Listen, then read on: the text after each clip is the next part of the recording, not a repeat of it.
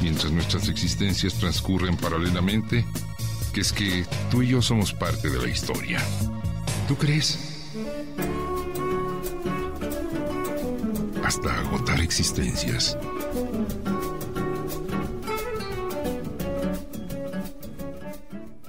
Cinco minutos del sábado 13 y ahí está la luna esa. La luna llena del 12, pero mira, 13 y sigue la luna brillante.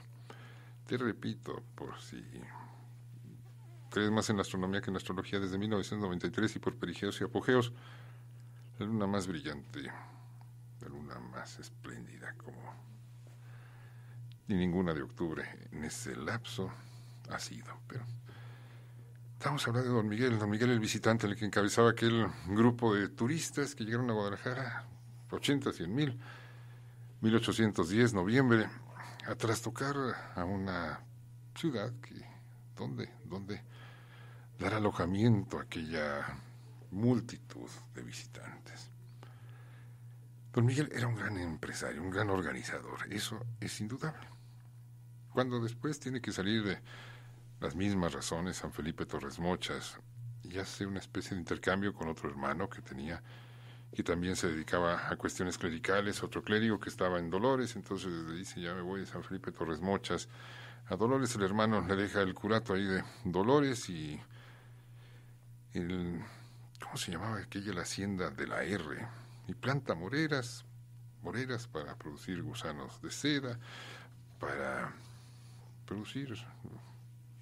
dar trabajo, telares, las vides, y se dedicó a la elaboración de vinos, a la curtiduría, a esa artesanía que está en vías de extinción, salvo un mercado muy específico, la talabartería. Sí, el talabarta. El talabarta era un escudo de cuero que en la Edad Media se utilizaba cuando las armas no eran ni remotamente lo que son. Unos escudos de cuero que sí se llaman talabartes, de donde viene todo el arte de trabajar la piel, el cuero. Allí en Dolores, talabarterías. Y una gran calidad de los productos que se elaboraban. En Dolores también había hornos para, ¿cómo se llama? Alfarería. Un gran empresario, un tipo con una visión empresarial. Hay que dar trabajo, eso siempre, si quieres evitar que se ande pensando en otras cosas, pues da trabajo. Pon a trabajar la mente, Pero tenía una amistad con el obispo Abad y Queipo, y con el corregidor Miguel Domínguez, que había sido su condiscípulo, y con Antonio Riaño, que era el director de Granaditas. Estaba muy bien relacionado en Dolores Hidalgo, pero era un tipo de una gran inteligencia que se preocupaba mucho, claro, por el pueblo, tipo intelectual, pensante. Le oyeron decir que si Francia estaba gobernada por los franceses e Inglaterra por los ingleses, ¿por qué los nacidos aquí no han de gobernar? Él decía, los americanos, fíjate, en aquel tiempo todavía la denominación de mexicano, 1810, no existía. Dice, ¿por qué los americanos de aquí no podemos ser los gobernantes de esta americana región? Era un tipo pensante. Reunía en las noches a los obreros ahí en Dolores, les leía textos relacionados con sus trabajos. Acuérdate, la imprenta era todavía un lujo, que era una de las grandes estupideces del gobierno colonial, pero es una de las grandes estupideces de cualquier gobierno. La imprenta es la herramienta de transmisión de ideas más formidable que se haya inventado en la historia de la humanidad. Gracias a la imprenta existe esto que se llama Hercio. Gracias a la imprenta multiplicadora de conocimientos existe la computación, porque los conocimientos pudieron transmitirse en forma más simple por la imprenta. Recuerda aquello, es peligroso un pueblo que piensa, pero es mucho más peligroso un pueblo que no piensa. Aquí, de nuevo, engarzamos con la festividad 12 de diciembre, la recién terminada fecha, 12 de diciembre, y con un personaje de una estatura heroica formidable, un no porque el heroísmo se consiga en forma bélica. Este fraile de la Calavera, este individuo que llega a Guadalajara ya de una edad en la que ya estaríamos pensando en retirarnos, los perezosos como aquí tu inservible servidor, pero sí, eso sí, muy hablador. Llega casi de 70 años, Fray Antonio Alcalde, y se pone a trabajar. Y se pone, no es urbanista y reforma la ciudad. Y no es médico y hace una gran aportación a las ciencias médicas. Ahí está el Hospital Fray Antonio Alcalde. No es tantas cosas, pero es un individuo excepcional, Fray Antonio Alcalde. Y esto tiene que ver con el 12 de diciembre. Tiene que ver con el 12 de diciembre porque la devoción guadalupana todavía no se extendía en forma nacional, o sea, había que darle más proyección al culto guadalupano. Y es Fray Antonio el que construye el santuario de Guadalupe, y es el gran auspiciador de esa figura que se va a convertir en el estandarte de la independencia. Es el creador del barrio del santuario, Fray Antonio Alcalde, y es el que trae la imprenta a Guadalajara, rompiendo con todas las barreras aquellas, con toda esa obcecación de un gobierno virreinal que le tenía miedo a la imprenta, porque la imprenta servía para difundir conocimientos, y Fray Antonio es el que instala aquí en Guadalajara la primera imprenta. Esto te lo digo porque en Dolores, don Miguel se conseguía, se agenciaba él de contrabando, libros, pero esos libros los platicaba porque no había forma de reproducirlos, no había imprenta allí. Ya le gustaba que a Dolores le dijeran, tenía una obsesión así por el pensamiento francés, Revolución Francesa. Le gustaba que decirle a Dolores Guanajuato, que era la Francia chiquita. Y luego le llegaron las noticias de aquel país que se convierte en el modelo a imitar, la independencia de los 13 estados norteamericanos. Diderot, D'Alembert, Voltaire, Montesquieu, Turgot, Vanier son los inspiradores de don Miguel. Y también lee la historia antigua de México, esa maravillosa historia del jesuita clavijero. Y empieza a urdir un proyecto de autogobierno para las colonias. Pero seguía el doctor Chávez Queijo. Por cierto, estaba ayer recordando a la sobrina del doctor Chávez Queijo, un historiador aquí de Guadalajara. Él decía que don Miguel no era profundamente afrancesado, pero a mí sí me da la impresión de que tenía un afrancesamiento notabilísimo. Entonces ya llega el 16 de septiembre de 1810, la turbamulta armada de escopetas, palos, piedras, lanzas, se van sobre Guanajuato, luego empieza la dilapidación, empieza Valladolid, llegan a Valladolid. Esto es muy, muy, muy singular. La primera vez que pasan por Valladolid, respetan la ciudad. Lo que no hacen con Guanajuato o San Miguel, que ahora se llama San Miguel de Allende, pero antes se llamaba San Miguel el Grande, de donde fue originario Ignacio Allende. Entonces ahí también como que los limitan, pero Guanajuato, arrasan con Guanajuato. Y en Valladolid la primera vez que pasan, tranquilos, pero ya la segunda vez que vienen de regreso, de que no entraron a la mesa central y vienen de regreso, entonces sí ya arrasan Valladolid. Es donde yo me encuentro con un personaje al que le llamo el primer asesor, y esto sí leyendo papeles viejos en la biblioteca del Museo Británico. Un personaje que entra a la Catedral de Valladolid a caballo, a expoliar, a tratar de utilizar todo lo que hubiera de valioso, porque para hacer la guerra se necesita mucho dinero. Y ese individuo todo le llaman el Anglo. Después nos lo vamos a encontrar aquí en Guadalajara, después de la derrota de Calderón, siendo sometido a la pena de muerte. Simon Fletcher, su apellido. Y esta es una de las grandes preguntas que todavía los investigadores sociales mexicanos no han respondido. ¿Por qué desde el principio? ¿Por qué desde 1810 ya están ellos asesorando, ellos, los vecinos, los respetuosos de los demás, los supuestamente padres de la democracia, ya están metidos en todos los movimientos revolucionarios que hay en el subcontinente americano? Y estoy hablando de 1810. Entonces, en Valladolid en la segunda pasada, las tropas ya arrasan aquella turbamulta, arrasa con la ciudad. Hidalgo incluso dice, si yo hubiera sabido el desorden de sus enormes masas, yo les habría impedido la entrada, pero no se pudo impedir la entrada. Y hay un tal Gallegos, un Manuel Gallegos, que aparece también allí en Valladolid, y dice, esas tropas que trae usted, señor Hidalgo, como no tienen ninguna disciplina, en la primera derrota van a huir como palomas y lo van a dejar a usted solo.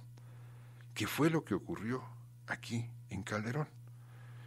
Que se complican las cosas y empieza a quedar abandonado, disperso el movimiento independentista, que si sacan las cuentas, fíjate cómo vivimos mucho de verdades poéticas. La guerra de Hidalgo duró exactamente 4 meses. De septiembre a enero, septiembre de 1810 a enero, se había acabado todo.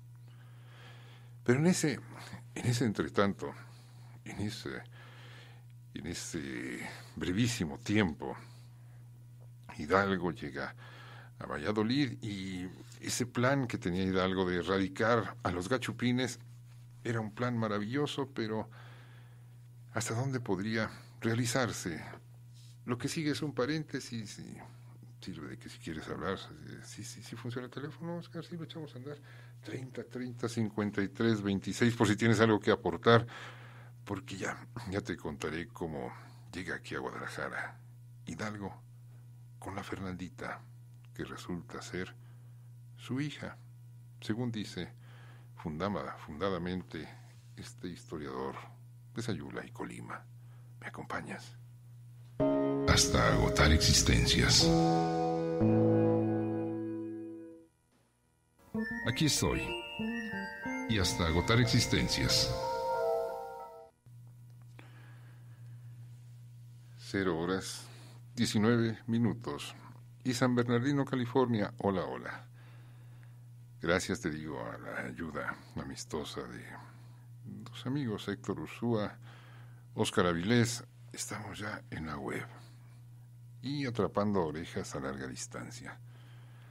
La familia Álvarez Ochoa, según nos hace saber Andrés Álvarez, está oyendo la conversa en San Bernardino, California. Y alvarogonzalez.info, si me mandas un tamail, mira cómo lo digo, suculentos tamailazos a través de la web, me dará mucho gusto. Y ahí están las líneas telefónicas y el amable Oscar, porque digo, el miércoles ya bajamos de la antena, 30 53 26, y si nos dejas tu voz ahí con Robotzinga, 31 21 88 80, el miércoles le echamos a volar. Nos quedamos en Valladolid.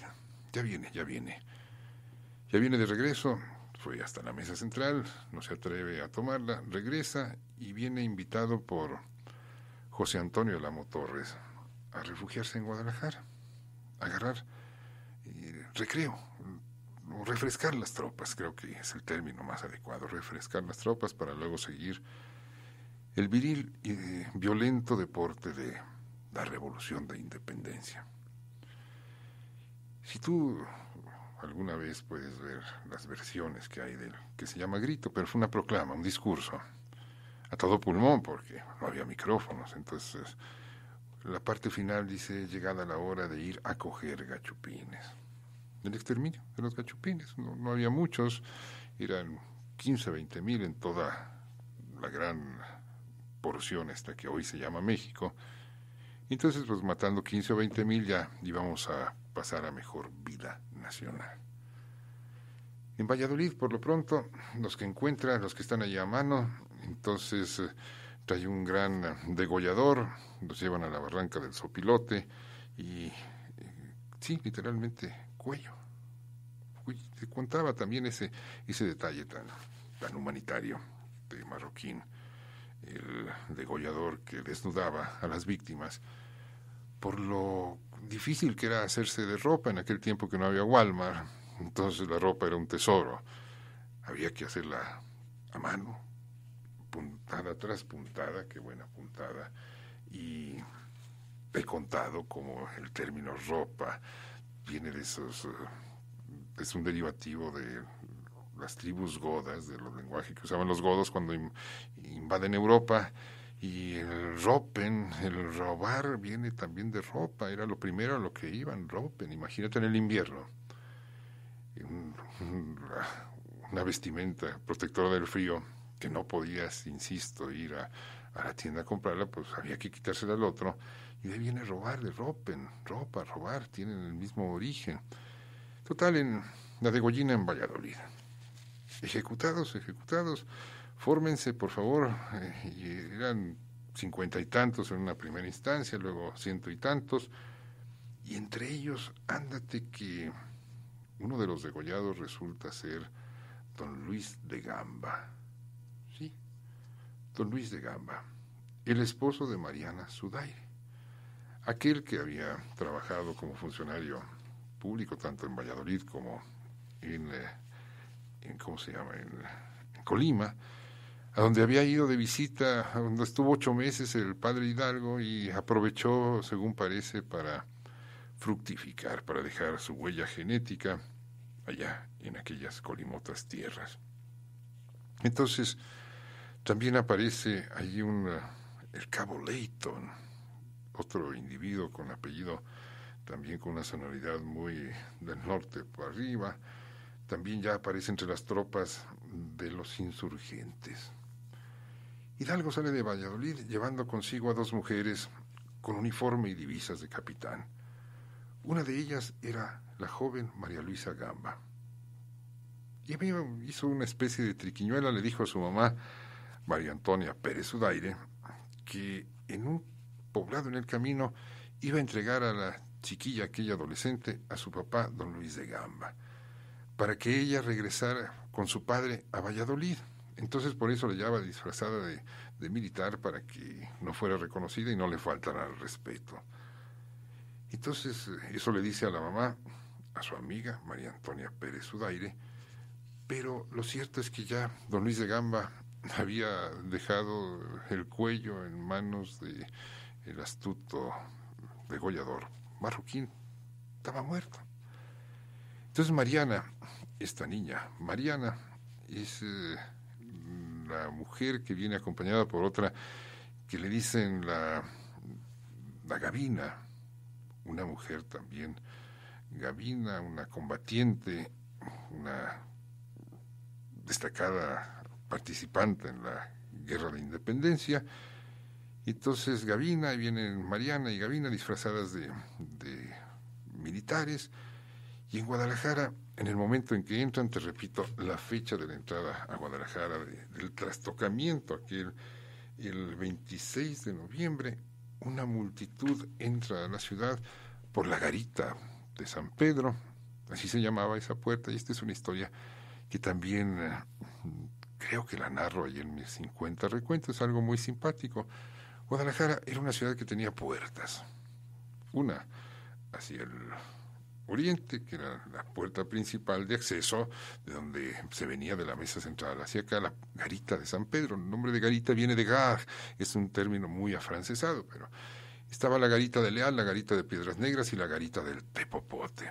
Oriente, poniente, norte y sur. Las salidas hacia los caminos, la de Tepopote era la salida hacia el Camino Real de Colima, la de Piedras Negras era la garita que iba hacia la barranca y por lo tanto hacia ese norte fosco y remoto, ese océano de nopal que es la tierra norteña del semidesierto mexicano. Entonces la garita de San Pedro allí estuvo hasta 1949-50, viendo pasar la historia.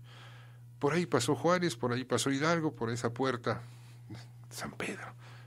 Pero fíjate qué ocurrencia, somos un país muy, muy ocurrente, o con paisanos muy, muy ocurrentes.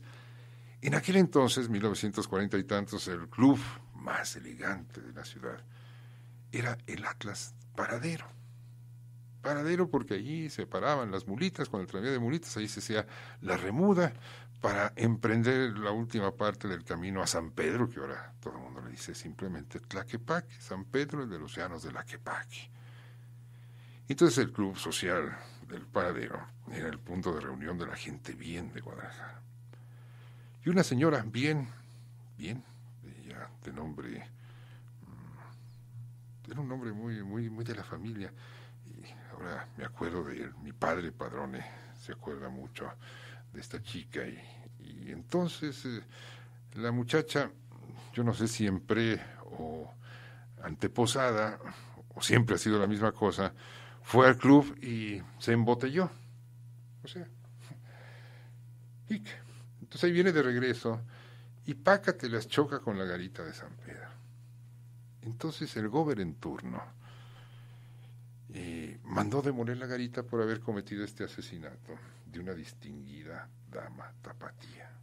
Ese fue el respeto por la historia, esa es nuestra memoria histórica. Si la arquitectura es un lenguaje, las obras arquitectónicas, las piedras, las canteras tenían su propia historia, pero fue el féretro de la garita de San Pedro por donde el 26 de noviembre de 1810, mira cómo no me salgo mucho del camino, entró Hidalgo y viene un carruaje, porque en el grito de independencia, en aquella proclama de Dolores, también Hidalgo había hecho un poco de revoltijo como buen político, diciendo que el movimiento era contra Napoleón, que estaba posesionado de España, y a favor del rey monarca Fernando VII. Entonces, en Guadalajara, el carruaje entra, esto si tuviera producción radiofónica, qué bonito sería un carruaje, manda Óscar ruidos, y eso le llaman producción radiofónica. Entonces, tropas entrando a Guadalajara, para que no empiece a ensuciar la conversa, donde has oído que se reúnan los amigos a platicar y el otro ponga soniditos y empiece clac. No, viene un carruaje. Yo digo que traía a tono de época los vidrios polarizados. No, traía cortinas. Los carruajes aquellos que se llamaban estufas, traían cortinas para que no se viera lo del interior, claro. Y en ese carruaje misterioso viene la capitana Gavina y se dirigen amplios problemas de hospedaje en la ciudad. El sistema, con decirte que entonces Camino Real era eso, era el Camino Real, no una compañía, una marca registrada de hoteles, ¿no? Hijo de ella, ¿cómo se llaman estos? Los inn significa en inglés albergue, tampoco existían. Entonces había que ocupar colegios, conventos y demás para darle alojamiento a la tropa. Allí el hospicio, deja eso, hombre, no estés interrumpiendo, quiere arruinar nuestra conversa. Y entonces el hospicio, que estaba en vías de construcción, fue también ocupado por aquellos distinguidos visitantes que venían al grito de viva la Virgen de Guadalupe y mueran los gachupines, estaban entrando en la ciudad. ¿Sabes dónde está el cine Variedades? Un monumento al hollywoodismo, al respeto hollywoodista tapatío. ¿Por qué? Porque en aquella década de los grandes cines era preciso hacer grandes cines en Guadalajara, era la estandarización del proceder social. ¿Dónde hacer los grandes cines? Pues donde hubiera espacio. ¿Dónde? Pues demoliendo la ciudad colonial para que esos grandes monumentos a la imitación tuvieran cabida en la ciudad. Había un colegio que se llamaba el Colegio de San Juan Bautista, que había funcionado durante la época colonial, tratando de inspirar el pensamiento de los tapatíos, de educar, fíjate qué cosa más prodigiosa.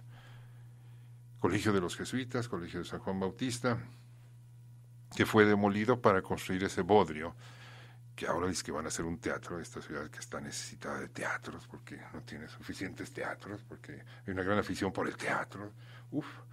dime que se va a representar para comprar mi teatro. Quieren hacer allí un teatro que no va a tener ninguna utilidad, pero allí estaba el colegio de San Juan Bautista. Ahí se detiene el carruaje aquel, y ahí se bajan del carruaje la gabina, aquellas mujeres vestidas de soldados. Y el pueblo decía, en ese carruaje viene Fernando VII, y como se baja la chica esta, entonces le llaman la Fernandita. No era el tal Fernando VII, no era el monarca, sino una simpática muchacha. ¿Quién era ella? Pues la hija de la señora Zudaire y del señor, la hija biológica que concibió en Colima en su visita relámpago Miguel Hidalgo con la señora Zudaire. Fíjate qué apellido tan Zudaire.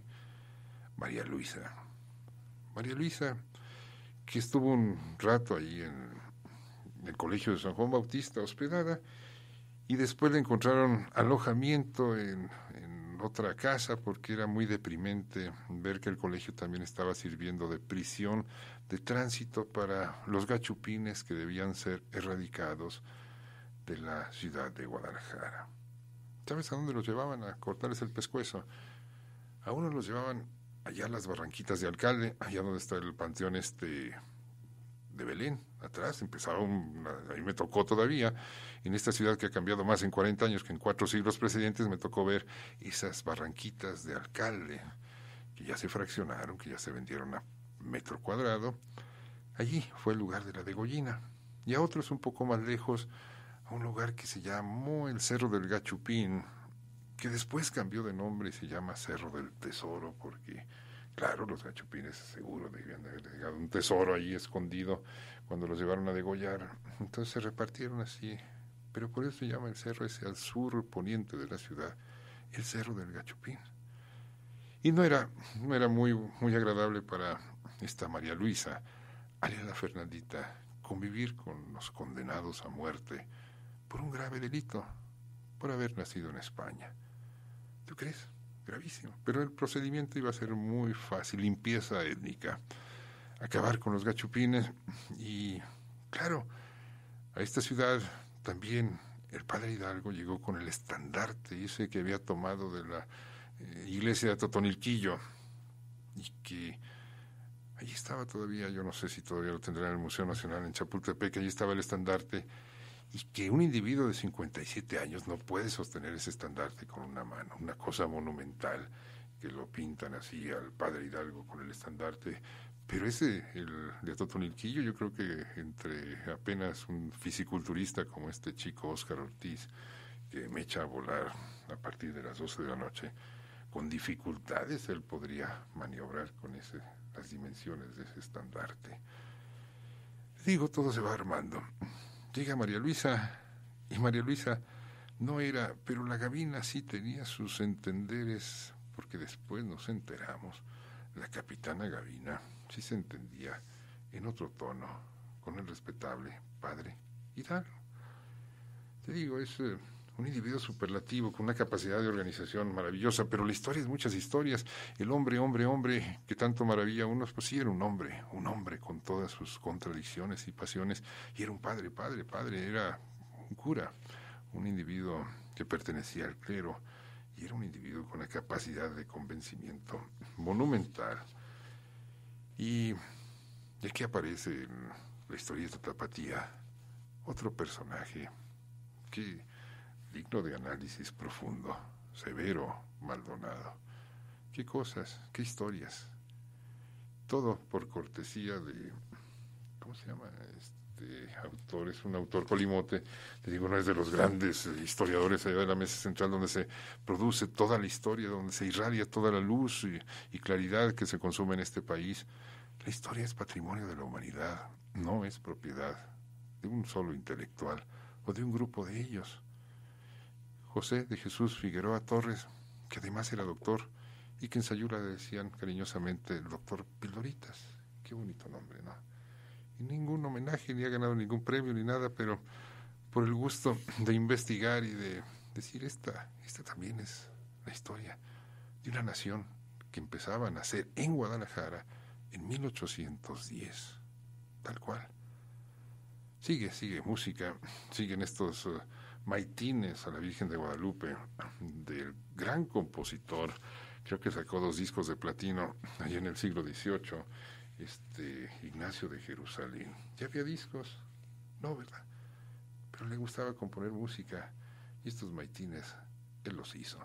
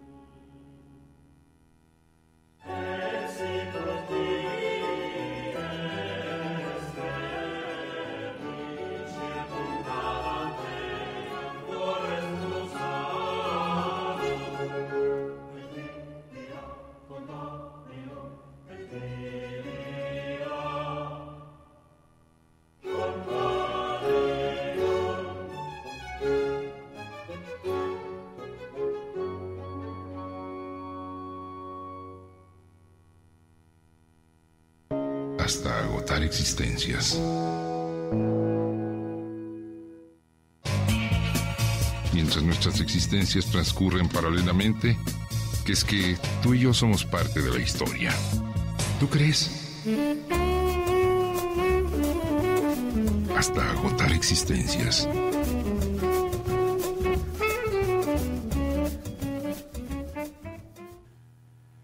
$18 quedan de conversa. Si quieres, ahí está, 3030 5326, o si quieres dejar untada tu voz allá con Mi electrónica amiga Robotzinga 31 21 88 80. El miércoles, repito, ya, se acaba este lectivo año de 2008.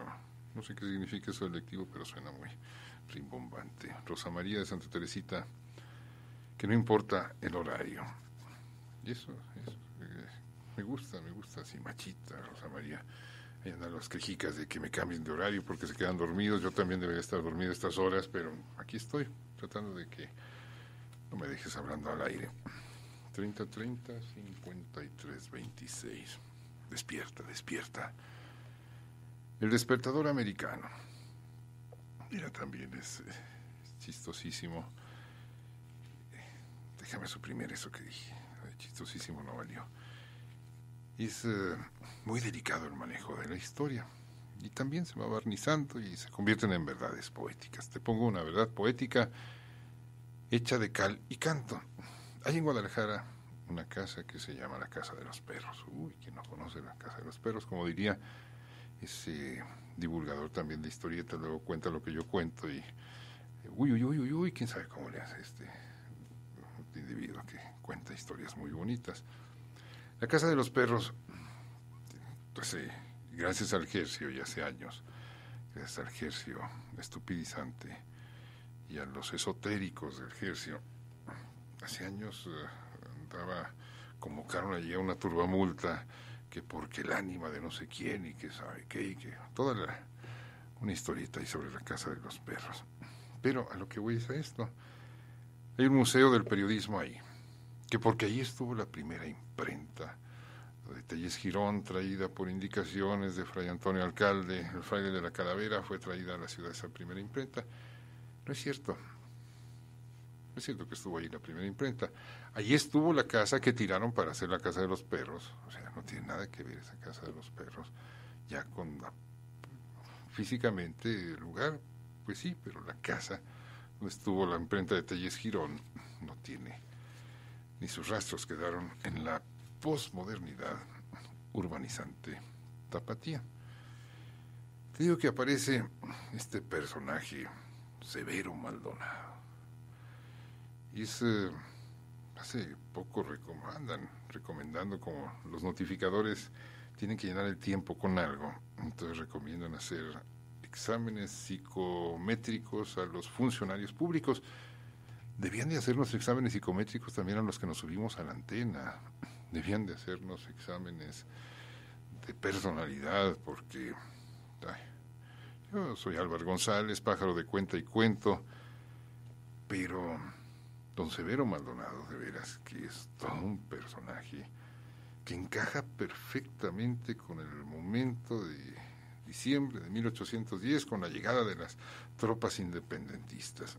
Entonces, aquí hay una serie de hechos que son poco conocidos en la historia de México. Allende se va a Aguascalientes para castigar la desobediencia de un tal Iriarte, que no había seguido las instrucciones de Allende, entonces anda por allá por Aguascalientes. Hidalgo ya llegó aquí a Guadalajara. Aldama y Jiménez andan también fuera de Guadalajara, pero primero llega Hidalgo y después los otros capitanes. Y había una cancioncita ya, una coplilla burlesca que se repetía en Jalisco, Aguascalientes, Zacatecas y San Luis Potosí. Mira, las primitivas composiciones poéticas de canciones que volaban de boca en boca. Cocó, ya viene Calleja, Cocó con sus batallones, Cocó agarrando las viejas, Cocó para hacer las jabones. Era una canción de los insurgentes, de los independentistas. Allende y Aldama andaban, te digo, por Aguascalientes, pero ocurrió algo que les truena el polvorín, explota allí en Aguascalientes el polvorín y hay una gran cantidad de muertos. Hasta el 10 de diciembre sale Allende de Aguascalientes rumbo a Guadalajara, llega y se aloja en una casa cercana a la Plaza de Armas, y el jefe insurgente, entonces, Allende, que ha desabrido con Iriarte en Zacatecas, sabe que a Hidalgo amenaza incontenible Calleja, vuela a luchar a su lado y a Guadalajara llega. Es una coplilla también de aquellos tiempos. Estamos hablando de diciembre, o sea, no estoy fuera de tiempo, diciembre de 1810, cuando por estos días llega Allende a Guadalajara. Y se entrevista con Hidalgo en Palacio. Se platican largo, y entonces sale una serie de discordancias. Ya no coinciden mucho Allende e Hidalgo. Incluso el chisme de la Fernandita ya había corrido por todo Guadalajara. ¿Quién es esa muchacha? ¿Es la querida de Hidalgo? ¿Quién es esa muchacha que llegó en el carruaje? Y Allende empieza ya a desentonar con las intenciones de Hidalgo. Hay una historia también que es una historia de amor. Los Arabaces, gracias Arabaces por estar presentes. Sugiere como tema para el último programa explicar la teoría de la relatividad de Einstein, si así te digo, si quieres,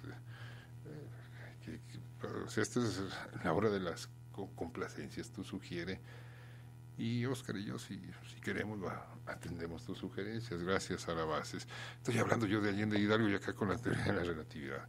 Pues sí, todo está relacionado.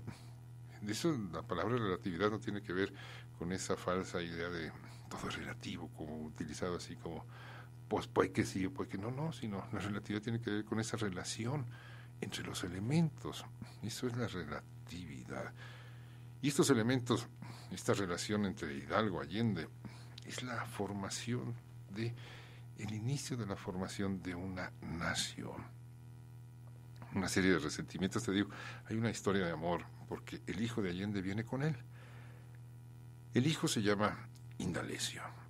Ese sí, Indalecio, no como Francisco, que después con Francisco, el espiritista Madero, esto lo acaban de publicar Friedrich Katz, un libro de reciente impresión, donde habla de cómo don Francisco Madero tenía comunicación directa con el más allá a través de los espíritus, pero se cambia el nombre de Ignacio a Indalecio porque don Francisco detesta a los jesuitas. Entonces, pero este Indalecio de Allende sí se llamaba Indalecio y se enamora de la hija de un gachupín aquí en Guadalajara.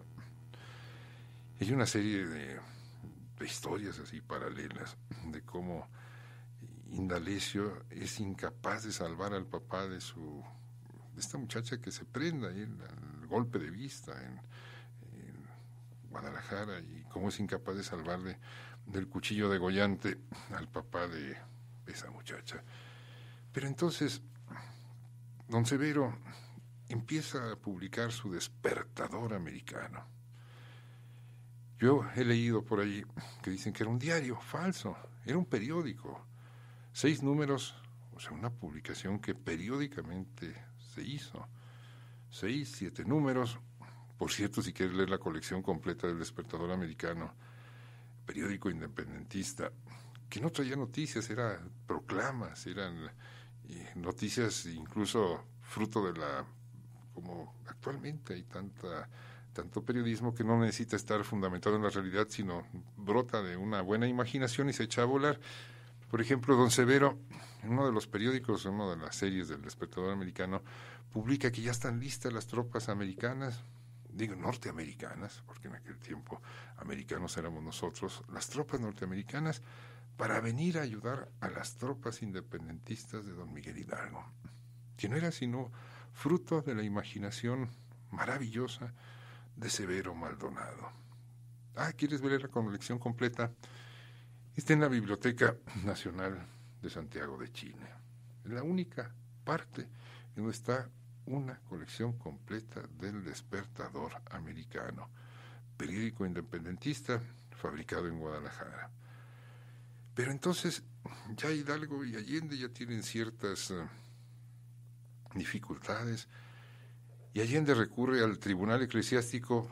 Ojo, fíjate que yo no sé si hayas oído hablar de eutanasias y de esos asuntos tan morrocotudos como va a la mitra y consulta también al padre Severo Maldonado y les pregunta si no sería demasiado pecado envenenar a Hidalgo. ¡Tarán! Fíjate qué novelón. Esto es Y incluso cuando allá en el norte detienen a Allende y a los, ¿cómo se llaman?, los capitanes del primer movimiento independentista, el veneno que habían conseguido y Indalecio, su hijo, e Ignacio, el capitán Allende, llevaban entre sus equipajes ese veneno que nunca lo pudieron usar, dicen, debido a la sagacidad de Hidalgo. Pero ya había problemas, ya no se ponían de acuerdo. Hidalgo estaba en su plan de irse a Calderón, apostarse allí para enfrentar a Calleja, lo cual resultó una soberana tontería. Pero Calderón, el fin de la primera etapa de la guerra de independencia, y Hidalgo, cuando se va de Guadalajara, deja a la Fernandita en un convento y le dice: ahora voy y vengo. Fíjate, una de las proclamas de Hidalgo cuando se va de Guadalajara a Calderón era algo más metafórico y poético, era una verdad poética, porque decía: desayuno en Zapotlanejo, comida en Querétaro y cenamos en México. Sí, el problema es que eran 12 días por el camino de herradura para llegar a ese México central. Pero era algo poético. Y nunca desayuné en Zapotlanejo, pero pélate, porque las cosas salieron mal en Calderón y tuvieron que intentar huir para llegar. Eso también es una muestra así de una nación que ya empezaba con esa intención. Si las cosas salen mal, pues nos vamos a Estados Unidos. Eso pretendían hacer Allende, Hidalgo, Abasolo, Rayón. Pero aquí se queda la Fernandita en Guadalajara. Se queda en un convento, queda allí recluida, y después se muda del convento. Luego llegan ya los realistas a Guadalajara, llegan a hacer las investigaciones y les dicen: pues ahí está una muchacha que venía con Hidalgo. Van y la sacan del convento y la colocan en la prisión de mujeres, que tiene un nombre muy peculiar, muy de época: la Casa de Arrecogidas. Respeto a la historia, allí está todavía los vestigios de la prisión donde estuvo la Fernandita, la que se llamó Casa de Arrecogidas o Beaterio Viejo. Quedan unas arcadas, porque lo demás está convertido, ¿sabes en qué? En estacionamiento. Eso es para la ciudad posmoderna, el respeto por la historia. Allí está, la calle se llamaba la calle de Parroquia, le cambiaron de nombre, se llama la calle Enrique González Martínez, allí casi esquina con López Cotilla, entre Prisciliano Sánchez y López Cotilla. Allí están los vestigios de donde estuvo prisionera la Fernandita, la Casa de Arrecogidas. Por cierto, y a propósito de la gabina de la que había llegado custodiando a la tal Fernandita aquí en Guadalajara, cuando Hidalgo, ya de huida, pasan por Zacatecas y se hospedan en el convento de Guadalupe en Zacatecas, dicen que les llamó la atención que Hidalgo tomara una celda del convento para ella, para él y para la gabina. Porque, pues, miseria humana. Las noches en compañía son más llevaderas que solas. Pero la Fernandita se queda aquí en Guadalajara. El Severo Maldonado, en cuanto se va a Hidalgo, empieza a publicar un periódico a favor del rey que se llama El Telégrafo del Rey.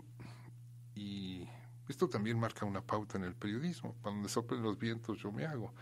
Severo Maldonado, que era insurgente e independentista, en cuanto se va a Hidalgo empieza a publicar otro periódico en donde habla pestes del mismo Hidalgo. Te digo, marca una pauta así en el periodismo contemporáneo. El Despertador americano cambia de nombre y se convierte en El Telégrafo, y cambia también la intención editorial. La Fernandita, entonces, Mariana Gamba, queda en el convento de Santa Clara. Después se va a vivir con una familia, la familia de Joseph de Castro, y final de la historia. La Fernandita, ya su mamá no la quiere volver a ver. La mamá se queda en Valladolid, la señora Zudaire, y la Fernandita, Mariana de Gamba, que todo indica que era hija de don Miguel, se queda aquí en Guadalajara y se casa con, ¿cómo se llama el marido?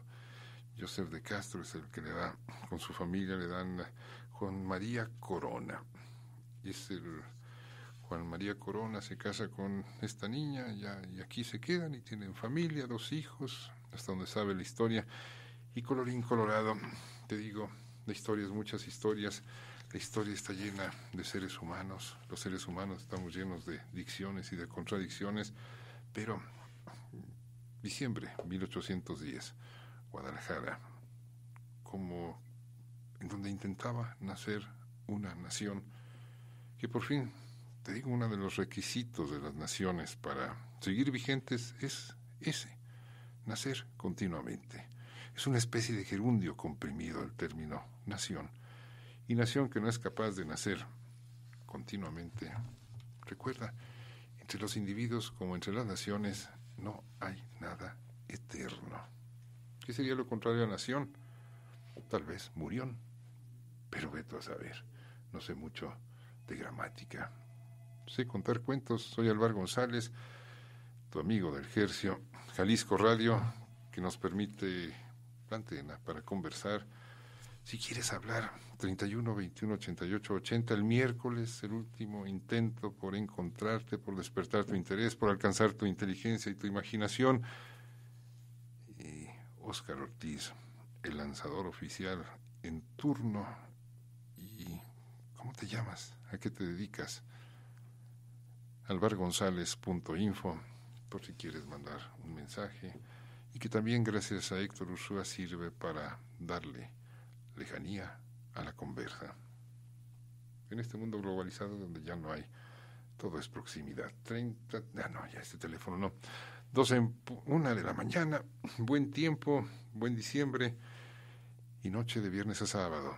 Ándate con cuidado date bien. Hasta agotar existencias. No le digas a nadie, pero el reloj despacito va agotando nuestra precaria existencia. Por hoy, el rey de la radio y de la vida, el reloj, dice que debemos interrumpir la conversa. Yo te busco luego porque quiero volver a obtener el mayor premio del radio en el universo. El premio Tuzo, tus orejas también puestas. Date bien. Y allá tú si acudes de nuevo a nuestra cita hasta agotar existencias.